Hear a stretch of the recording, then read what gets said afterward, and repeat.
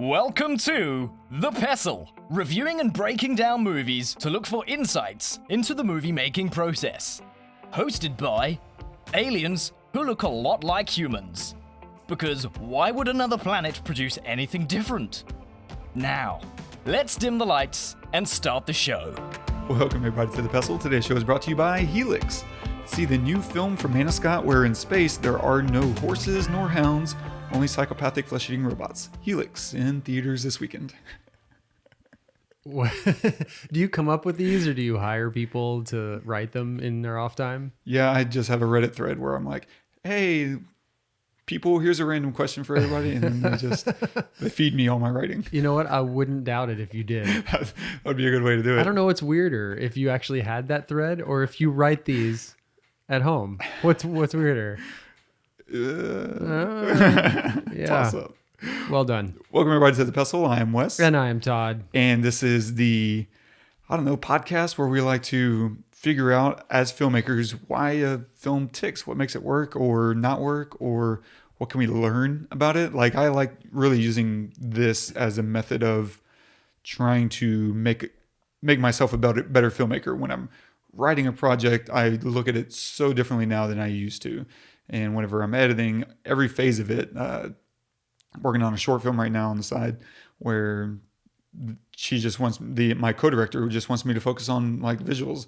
We were sitting having this conversation and she was like, yeah, there's this part that kind of pops out where everything changes and it becomes a music video and it's her projecting her life and what she wants it to be or wishes it could be. And I was like, oh yeah, what do you think about, how are you thinking about, representing that information? And she's like, yeah, I don't know. I was like, oh, there's a million ways you can do that. You can make the entire thing black and white except for a few colors. You could put a filter on there. Or even crazier is if you actually painted everybody black and white except for these pops of this and that. Or if that's not quite the right visual message that you want to send, it could be, I just started spouting things. Doing your job. Yeah, and it all comes out of, I think, studying and trying to understand why we're seeing what we're seeing and how that's going to impact the story.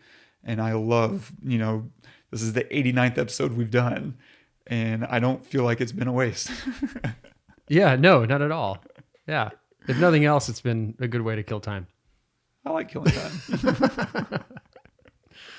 Awesome. Yeah. So anyway, that's what we do here. Today, what are we doing? The Cabin in the Woods. Yes. So if you have not seen The Cabin in the Woods, please pause this episode because we're going to have serious spoilers galore, right? We're going to cover everything. So pause this and then come back. Yeah, we'll talk about a couple of things. Literally just a couple of things. Maybe literally a couple of things. Cinematography for sure, story and writing, and other such things and stuff and things. And a quick synopsis of the film. Again, spoilers. 5 friends go for a break at a remote cabin where they get more than they bargained for, discovering the truth behind The Cabin in the Woods. Directed by Drew Goddard, written by Joss Whedon and Drew Goddard. Cinematography by Peter Deming, featuring Kristen Connolly as Dana, Chris Hemsworth as Curt, Anna Hutchison as Jules, Fran Kranz as Marty, Richard Jenkins as Sitterson, and Bradley Whitford as Hadley. I hope this is the right road. It doesn't even show up on the GPS. It is unworthy of global positioning. That's the whole point. Get off the grid, right? No cell phone reception, no traffic cameras. Go someplace for one goddamn weekend when I can't globally position my ass. This is the whole issue. Is society crumbling, Marty? No, society is binding, right? It's filling in the cracks with concrete. Everything's filed or recorded or blogged, right? Chips in our kids' heads so they won't get lost. Society needs to crumble. We're all just too chicken shit to let it. I've missed your rants. You will come to see things my way. So good. It's on the nose. Man, it's very on the nose after seeing it. And then you playing that. Very good selection there. It's amazing. Like, yeah. So I assume you've probably only seen this once, like in theater, maybe. Once before in the theater and then this time. For this. Yeah. What was the impact on you? Like, is it still as fun the second time around?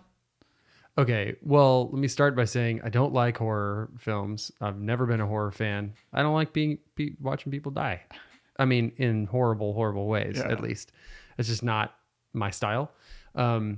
So this was much more fun,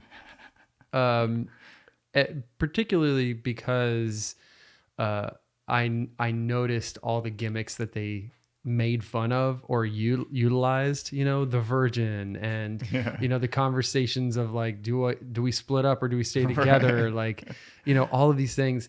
And then all of the kind of back end story about, what was happening and like they chose their own fate and like, the guys behind the scenes and keeping Satan down, like all of those those little add-ons were fantastic, but I love that they made fun of the horror genre, kind of the stupidity of it. I mean, they put all of the things that their choices that they had, they put them in a basement. Yeah. Of course. Like who the hell is going to go down to I'm sorry. If I'm in a cabin, one, I would never go into that cabin. Two, if I did go into that cabin and then a door opened from the floor, I would be gone instantly. And three, I probably wouldn't. I'm just never going to go camping ever again. But it's Just great. stay out of the woods. But what I love about this film is that, yes, they're making fun of it, but they're doing it in such an intelligent way. It's like, it's painful. It's like it's an honoring of certainly paying the homage. genre. And it's almost like they're saying, well, not almost, they seem to be literally saying like, okay, how can we justify all of these actions by these characters? Why do characters make stupid decisions? And so there's a heavy amount of symbolism that's going on in this film with like all the guys running it, Hadley and Sitterson, played by Jenkins and Bradley Whitford. They're representing filmmakers. Like they're the filmmakers, and the gods that are looking to be appeased are us, the audience. Like this is all very hand in hand. And they're saying, this is kind of a traditional way of looking at horror films. And here's why all these things happen. It's because we're trying to appease our gods. And in that way, I think they're also doing a send-off, saying that, maybe audiences don't really want this anymore. And so we're going to kind of tear it all apart. I like that. And deconstruct it. I like that. And now, we're making room for something else. Yeah. Audiences are wanting something else. And so they're taking over now. I like that a lot. Instead of just making a movie to pay homage to the old ways, which it does, Absolutely. or to make fun of it, which it does. Yeah. It's kind of like a passing of the baton almost from this kind of a little bit, for lack of a better term, campiness or pun. Absolutely. Because like you said, they have all the archetypes. They have the jock, the fool, the vixen, the virgin, all that stuff. Yeah. And what's funny is they have the scholar, but in this case, the scholar isn't the one who pieced it all together. Right. It was the fool. It was the fool. Yeah. And of course they use Pot as the main reason that he was able to do that at all. And so they're trying to, subvert, because normally the kid smoking weed is like the first to go. Yeah. And we think that he's one of the first. Yeah. We think he's like the second, I guess, to go, right? And then he, survives, of course. Yeah. But yeah, I mean, they even use the Wolfman as the reason that everything kind of crumbles at the end. Whenever she's looking to kill him and satisfy the gods, right? Wolfman comes behind her and like snacks on her. Yeah. And the Wolfman, a werewolf, that's super classic original Hollywood stuff right there. Mm-hmm. That's about as old as it gets as far as cinematic horror films go. Yeah. And so I mean, for all those reasons, and I mean, it's hilarious. Yeah. It's how do you get laughs out of someone like being just slapped around? Like they have a woman who's getting the Nikes beat out of her. So you don't have to fix it in post. Yeah, that's right. Good job. And she's just getting, completely beat down.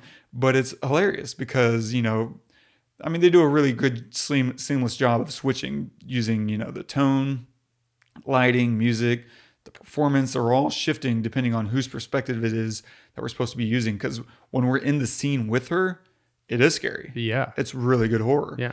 But as soon as we remove ourselves, and now it's got this kind of TV glossy look to it, and the contrast is all gone. It's flat, and we're kind of seeing it from their point of view, and they're having that party. Like suddenly a woman getting wailed on by a zombie is hilarious. Yeah. Just like watching it happen, but they're like, drinking champagne in the background, in the foreground. Yeah. Celebrating. Yeah. So what would you give it then? Oh, man. Out of 10? That's so difficult. I mean, for me, it's probably like an 8. Okay. Yeah. I deeply, appreciate it and love it. I don't think there's just a ton of rewatchability for me.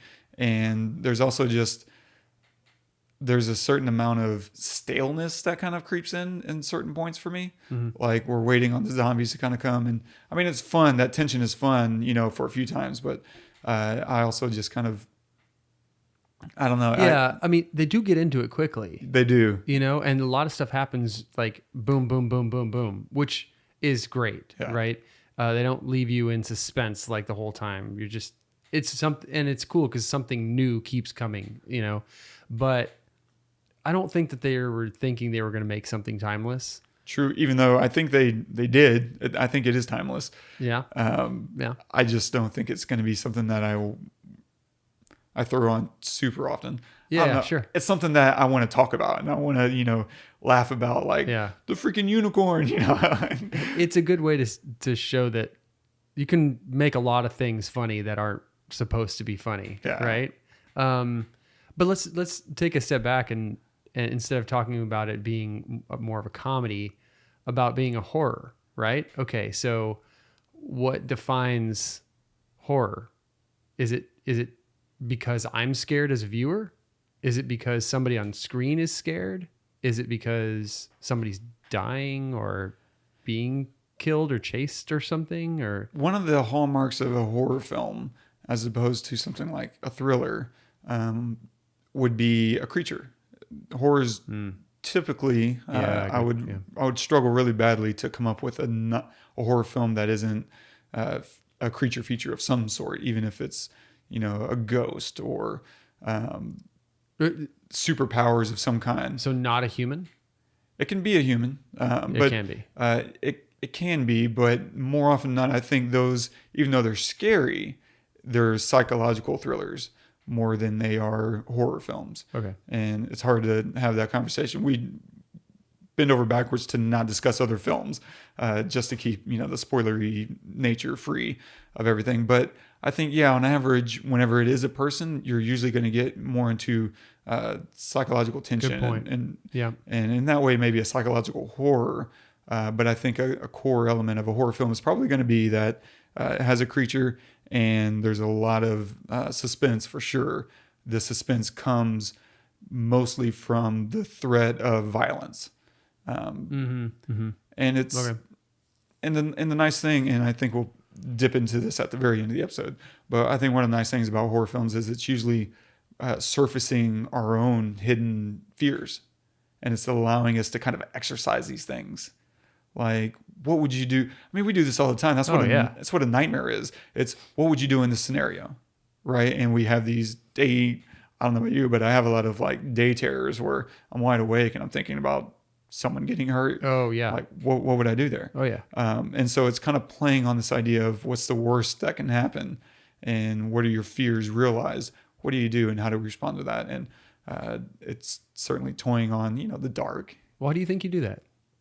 I spend an ungodly amount of time inside my head and you run out of things to think about. For me, I think it's a fear of not knowing what to do in a split second when I have to react.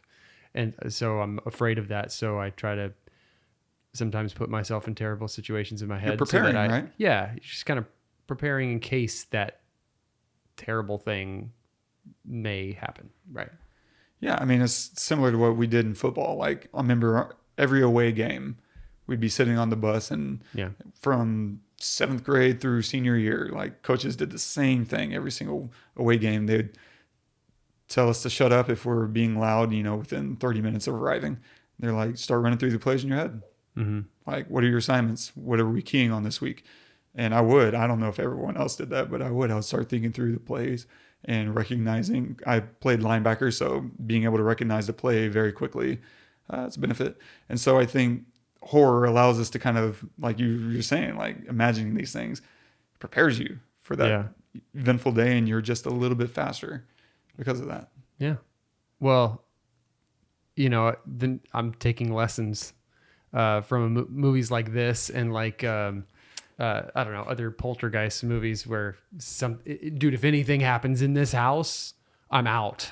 I will sell this son of a bitch tomorrow, but I'm going to stay at a hotel with my family tonight. Like, seriously, I'm out. Done. I don't mess around with that kind of stuff. You know what I thought was interesting, because another key feature of horrors is it's about morality and the character's ability to choose good over evil, and being good people, which, you know, another classic thing that they're drilling down on is they all have to choose their own destiny. We help along the way, of course, but, you know, at the end of the day, they're deciding their fates. And so at the very beginning, I thought one of the cool things was he sees the picture and it's clearly designed to, you don't want this hanging on the wall, that with the murder and sacrifice and all the blood. He's like, this is horrifying. And he takes it down and he sees the one-way mirror. And he's like, oh, snap. And he has to, at that point, to make a decision. Do I do the right thing, or do I indulge my cravings, you know, my lust? Yeah. And he did the right thing. And they kind of keep tinkering on that throughout the whole film.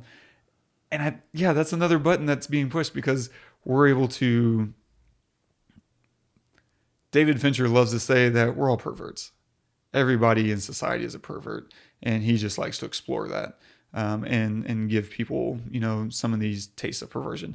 And in here, of course, they're allowing the character to make the right decision and see, well, what happens now? Because the easy thing to do is just let him watch her take her top off and say nothing. But seeing that he's actually wrestling with this moral quandary is satisfying to make our other characters work a little bit harder. Yeah. Like, that's, I don't know. But it's also character development, right? Like, you want to like that guy.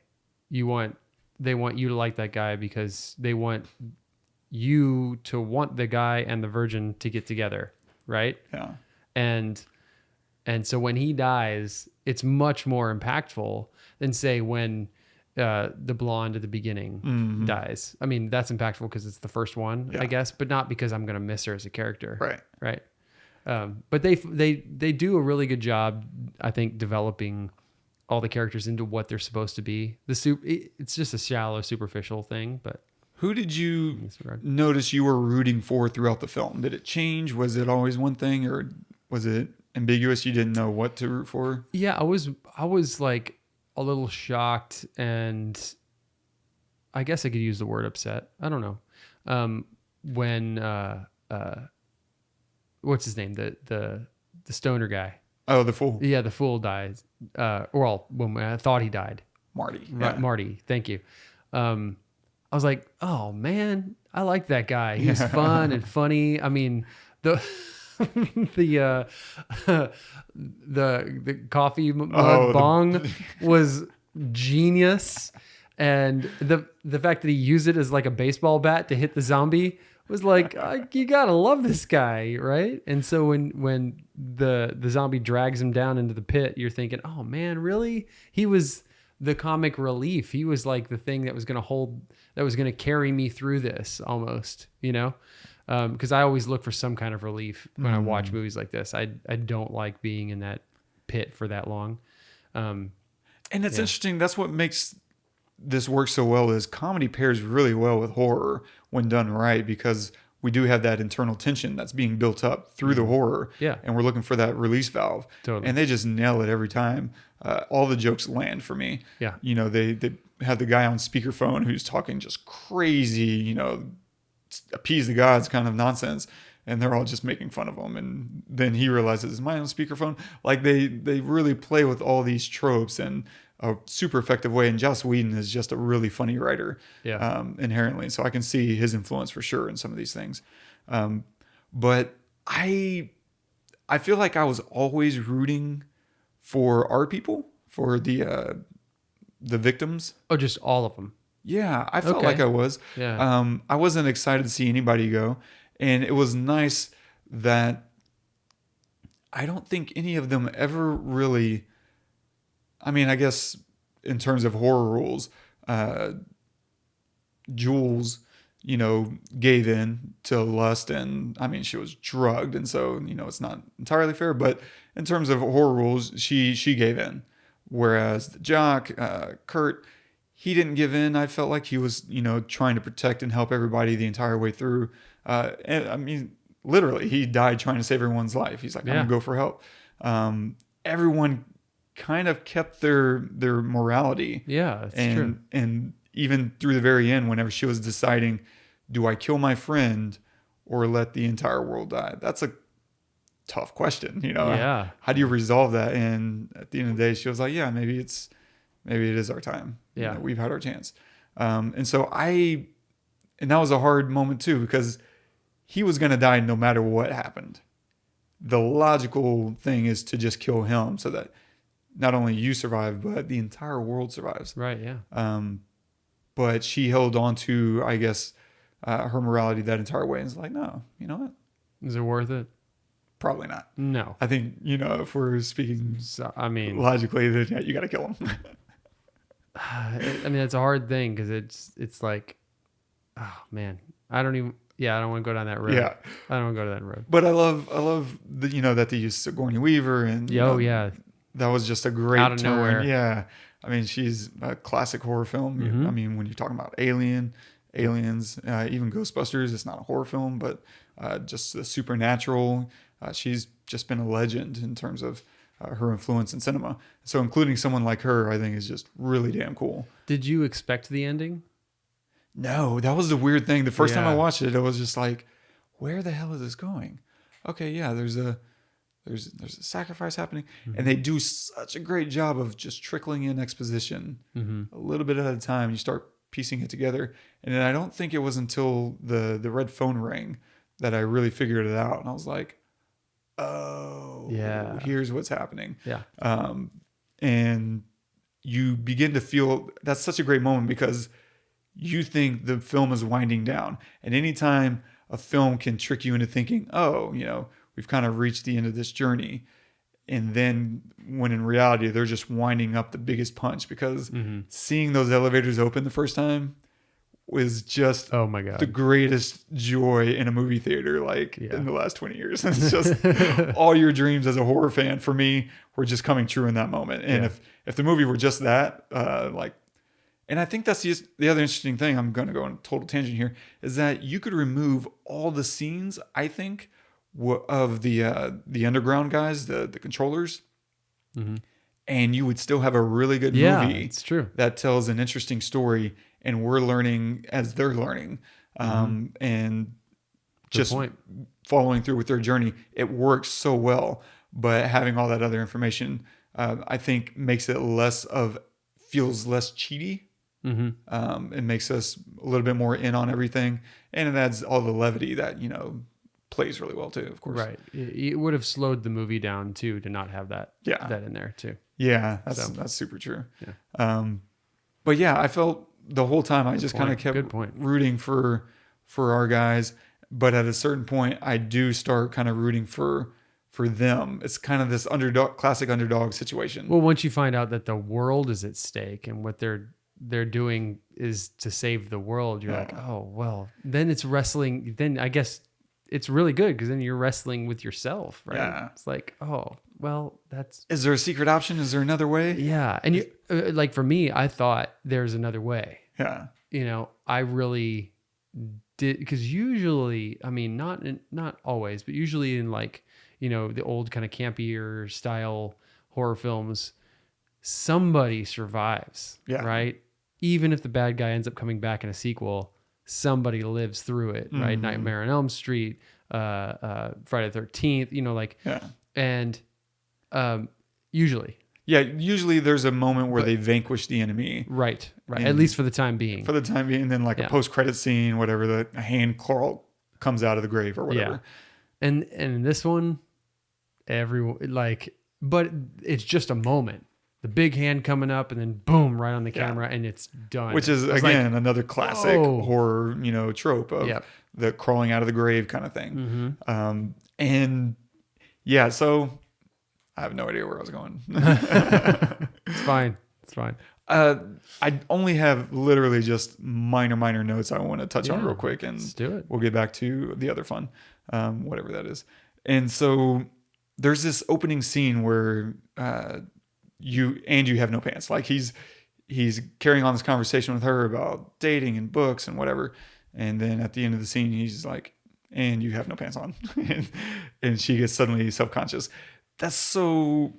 I think that's a really important scene in a way. I think it's a callback again to classic horror film cinematography, because normally, so let's just look through that scene itself.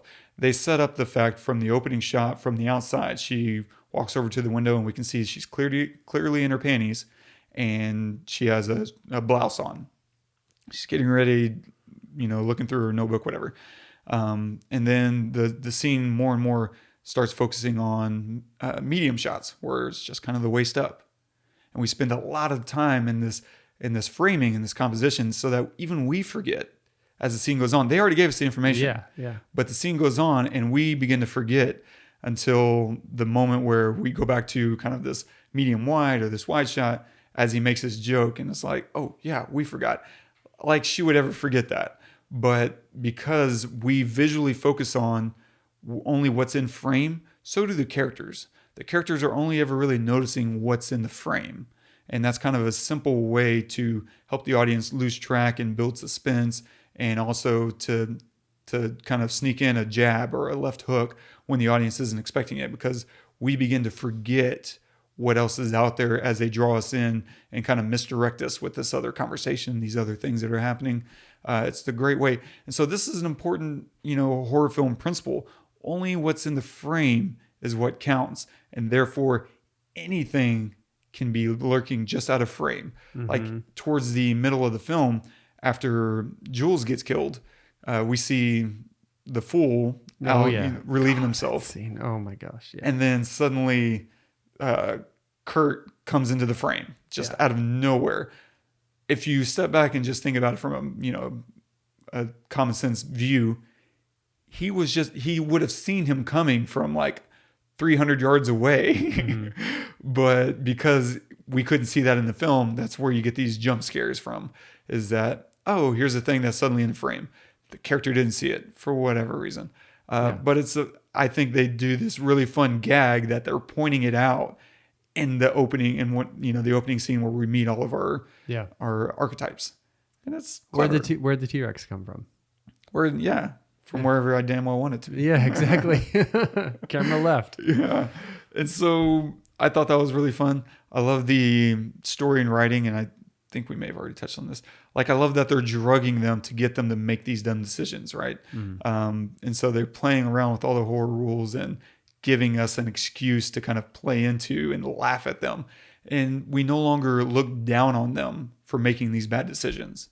I think that's a really cool aspect of this film, because normally, right, we're yelling at the characters and rolling our eyes saying, don't go through that door, don't go down there, don't whatever.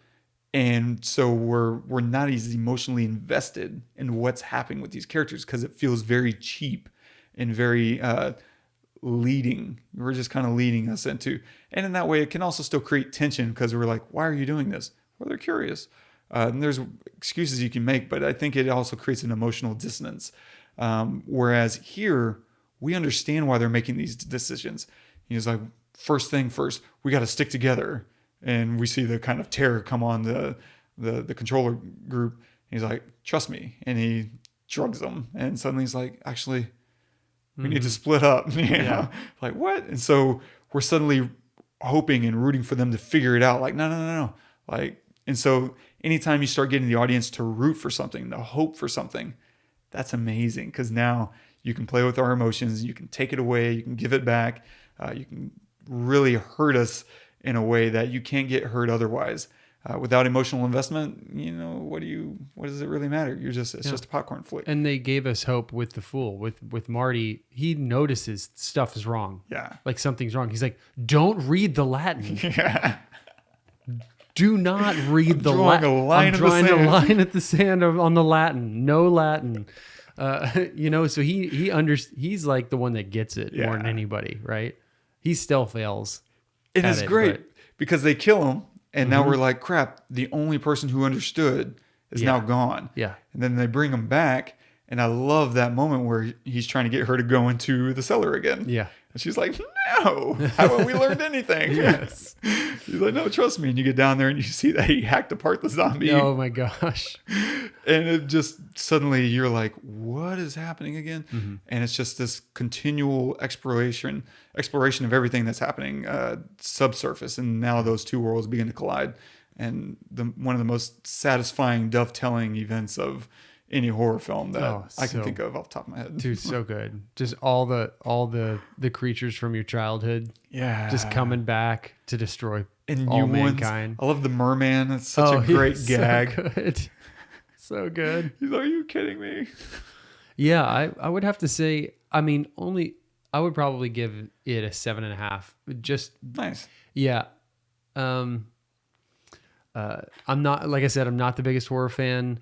I did enjoy it, but like you said, it's not really rewatchable for me that much. And I can only take so much campiness. Yeah.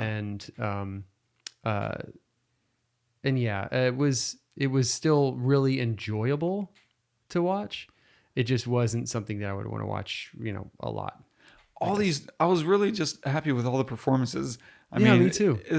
It seems like a very simple thing to execute, but sometimes I think the hardest thing is to play a role that has this kind of subtextual element to it. Whereas we as the audience understand that they're playing horror characters.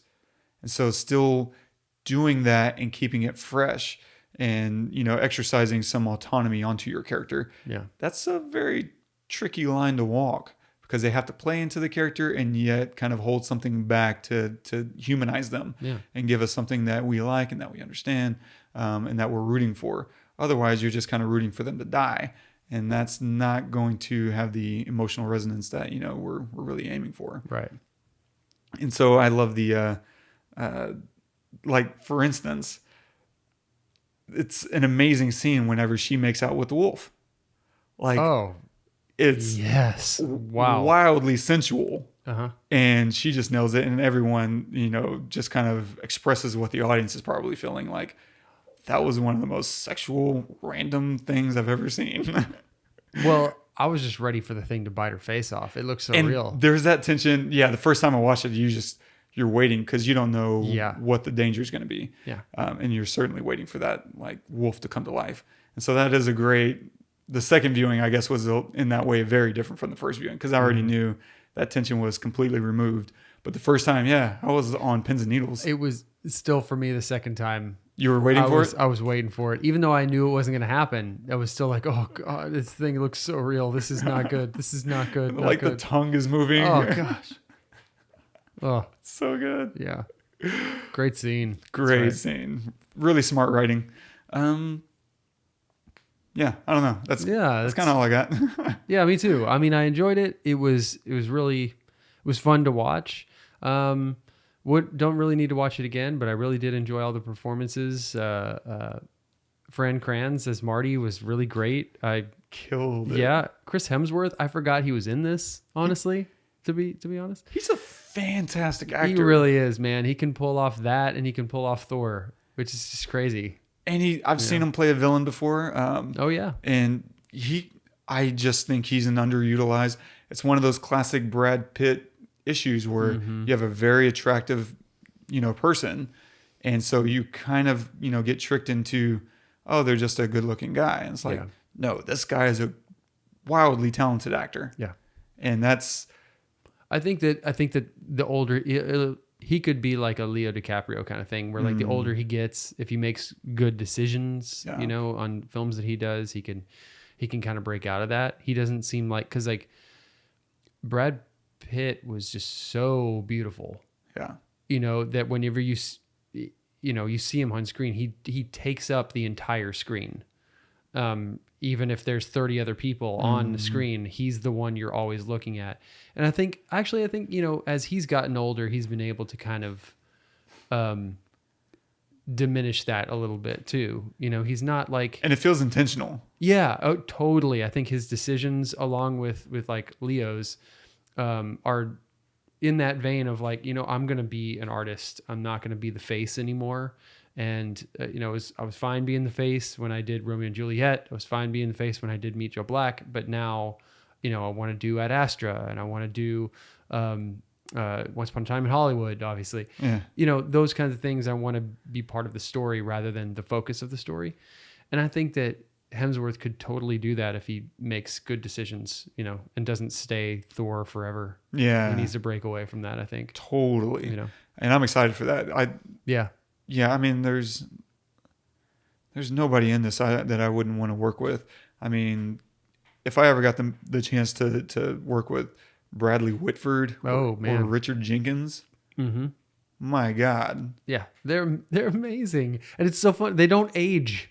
Neither of them. They look exactly the same now that they did 20 years ago. Yeah. Like, I don't, who's the guy that plays Ant-Man? I forget his name. Oh, yeah. Paul Rudd. Thank you. Never ages. Looks exactly the same as he did in Wet Hot American Summer. So it's just, they have that same thing. And they're older guys already. I don't know how that happened. Whatever. Yeah, they're amazing actors. Like, everybody was so great. And the way that they responded, to the kids not making the right decisions, right? They got a little worried, right? And then they handled it, and everything's cool. But to also throw in the girl that was like on their case all the time. Oh yeah, I forgot her name. Yeah, in the film at least. It's like Lynn. Yeah. They threw her in, and the security guard. Just these little extra characters to kind of like push the plot. And it's fun because as you start building up these other characters, it's nice to have these characters that are developed so that when you kill them, it's a shock to the audience. Oh, yeah. I didn't expect that security guy to get killed the first time. I was like, this guy's going to come in clutch. Yeah. No, I mean, he went out with a bang. And why didn't you? You probably didn't, because he wasn't privy to the information at the beginning of the story. And then when he got privy, he was like, this is effed. Yeah, he has reservations. Yes. And so morality. You're like, okay, he's on my side because I think this is effed too. So he's got to be safe. Yeah. Nope. Sorry about it. Safe. Sorry about it. All of humanity is not going to make it. Mm-hmm. I think my favorite scene though of this entire film is actually when the little Japanese girls are destroying their monster. Yes. They're all holding hands and singing, and like they turn it into a frog. It's the most brilliantly, I died on that. So the one question I had about all this was, why was there some kind of rule that they had to do, it had to be like a game, or that they had to, pick how they died, and they had to die by some, demon-esque kind of thing? Why didn't they just kill them? Because in the end, it was, you need to shoot your friend. Well, it's a gun. It's not like a, you know what I mean? It wasn't a werewolf or something that was going to kill him.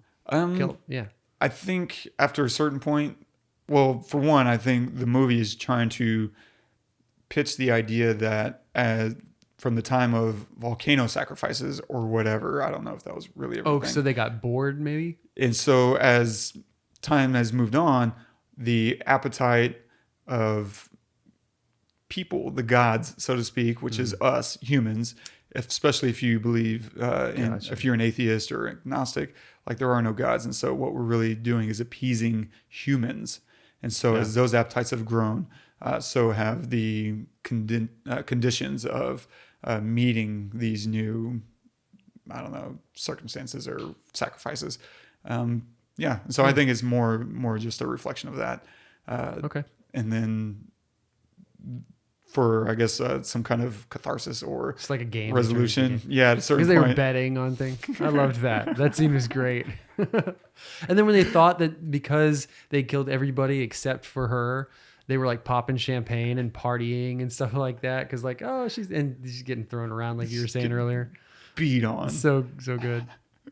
Yeah. Cool. That's about all I got. Yeah, what are you going to recommend this week? I can't believe that we've gone 89 episodes and we haven't covered this. We haven't talked about it. We haven't, recommended it. But I'm going to recommend Silence of the Lambs. Oh, nice. Just a clinic in acting and storytelling and writing screenplay and like music and suspense without a whole lot of quote unquote horror. Just a suspenseful film that has you on the edge of your seat and you're just like sucked in into the story, into the acting, into the cinematography. Like everything about it is like brilliant. It is one of those films that I think that to the day I die is going to be up there with some of the best in my mind. Yeah. Fan-freaking-tastic. I'm going to recommend a horror film by Sam Raimi called Drag Me to Hell. Oh, I haven't seen that. It's so good.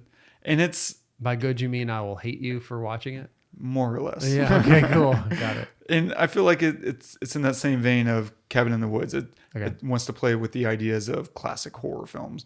And it does it in just a really different and unique and fantastic. I highly recommend that.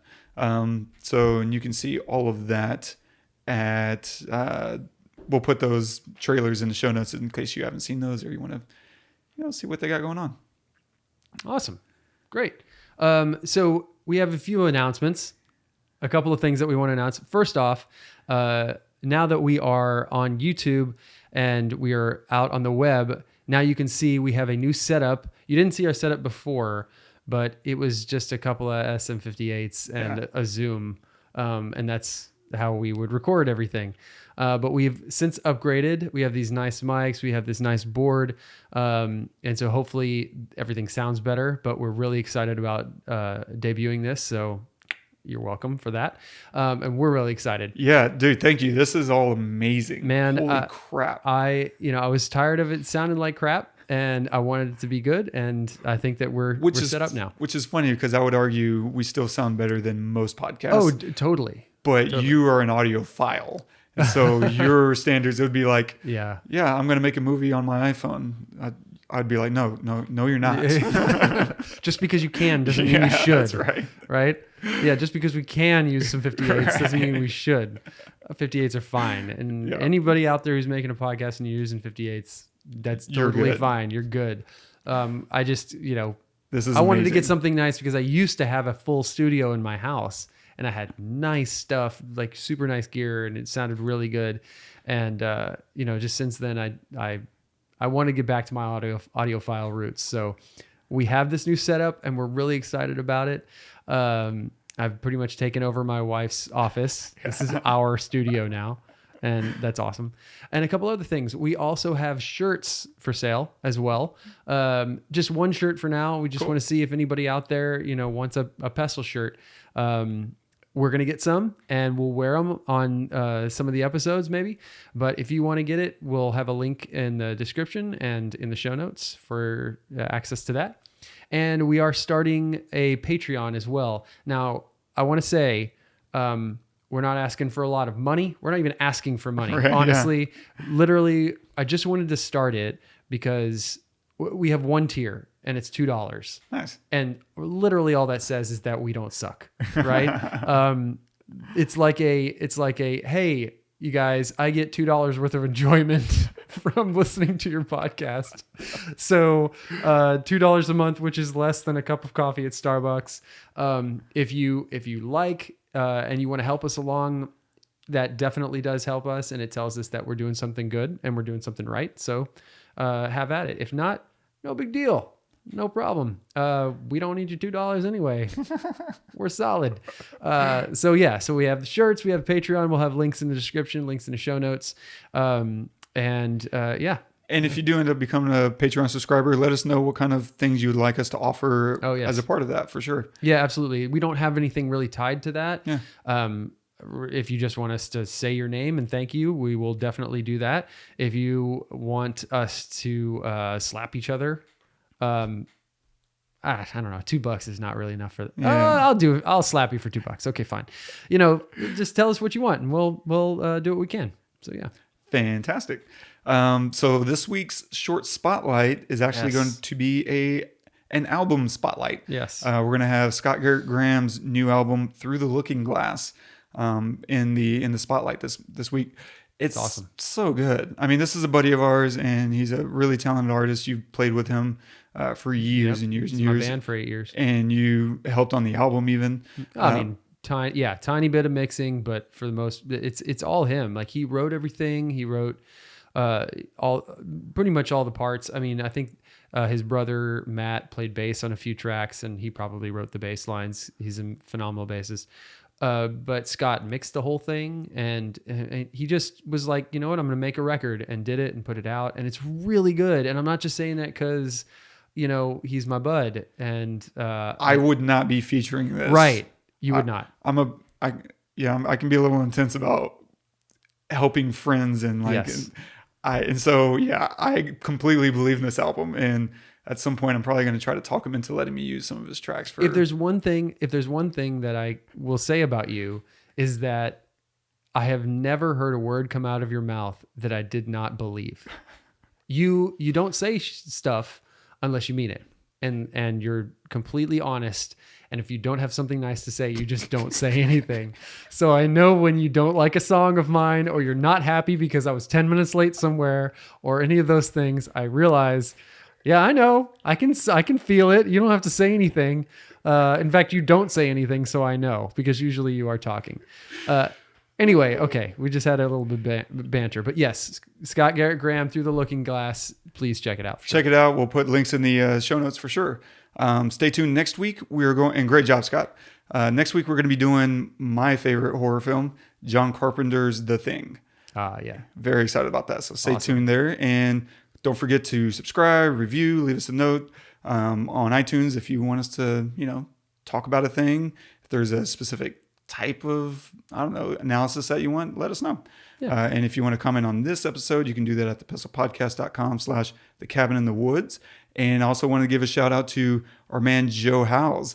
He's been active in the comment boards lately, and sharing the love. And so go watch everything Whedon makes, because that's our buddy, Joe. And we'll leave you with a quote of the day from Wes Craven. And this is a really good one. I'm glad you picked this.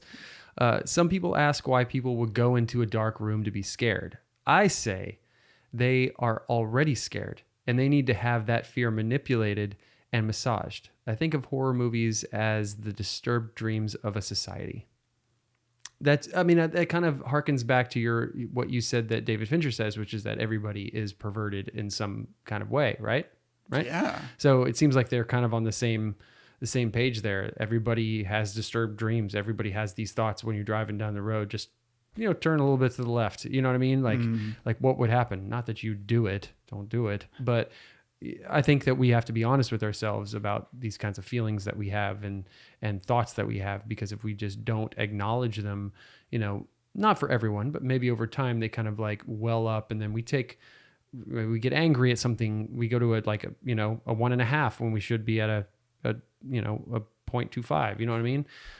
Those kinds of things. And so, yeah, acknowledging the fact that we have these fears, but then, having them kind of like validated, for lack of a better term, in a theater is pretty amazing, right? That's badass. I don't know. Yeah, no, I mean, Okay. I don't know that I have anything I don't to add. know. Like, I love the fact that certain movies, I think especially horror, are going to be more impactful than others. And the ones that I generally don't like are the ones that are just shock value. Mm-hmm. Oh, we're just trying to push the envelope. Yeah. Yeah, but why? Like, what is the meaning of this? Where are we trying to get to? Like, I don't need to just have crazy images in my head. Yeah. That's not going to help me. But if there's some kind of emotional undercurrent that you're trying to point out about society or about humanity, like, I love everything you just said. I think is so spot on. This is a way to explore some of these ideations and maybe play it out. And I think that's most of storytelling in general is, humanity learning more about ourselves and our history and just other people, because other people comes from different walks of life. And this is just a way for us to exercise some of these darker elements of our psyche. And it's useful. Yeah. Anyway, thanks for joining us. Like we said, please share us with your friends. Tell your friends about us. Come and leave comments. Let us know what you want to hear us do. And until next week, I'm Todd. I'm Wes. Go watch some movies.